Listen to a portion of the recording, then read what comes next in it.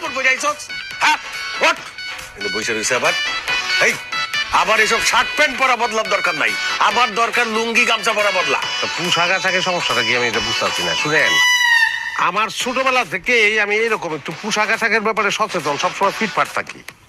আমার ধারণা যে আমার পূর্বপুরুষ নবাব ছিল, আর্থিক দিক থেকে সেই নবাবই আমি পাই নাই, কিন্তু বাহ্যিক দিক থেকে পাইছি, মানে পোশাক আশাকে পাইছি। আপনি আমাকে গ্রামে খোঁজ নিলে জানতে পারবেন আমি নিজের সবসময় ফিট বাবু কই, কিন্তু মানুষের সবাই আমার সদরঘাট বাবু। ভাই মানছি আপনারা সদরঘাট বাবু কয় কিল লিগা? ওই যে উপরে যা ফিটফাট, ভিতরে সদরঘাট। এই হাসি বন্ধ, এত হাসির কি হইলো? তুই আমার চোখের সামনে থেকে যা, তোরে আমার আর সহ্য হইতেছে না।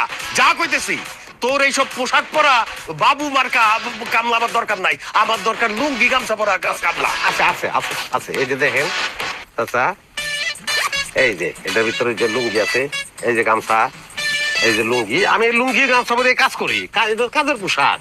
হ্যাঁ, আর এইটা হইলো আমার ব্যক্তিগত পোশাক। কাজ টাজ করে তারপরে এই পোশাকটা পরে ফেলাই, অসুবিধা নাই। এই পোশাক পরে আমি কাজ করবো এবং কামলা হিসাবে আমি ভালো।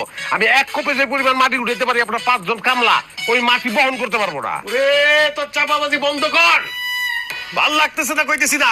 তুই যা এখন, আবার চোখের সামনে থেকে দূর হ।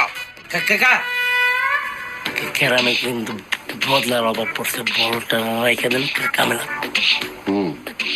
তোর নাম কি? ফরিদ, বাপের নাম মুরিদ, দাদার নাম সুরি। এই চুপ, একটা কথা কইলে 10টা কথা কয়ে ফেলায়, এত কথা কস কেন? যা, রতন তোরে দেখাই দিব কি কাজ করতে হবে, যা।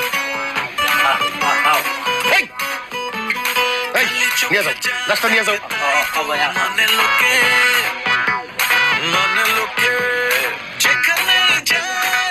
ঠিক আছে, আসে এইসব উদ্ভট জিনিস, আবার নাম রাখছে ফিট বাবু।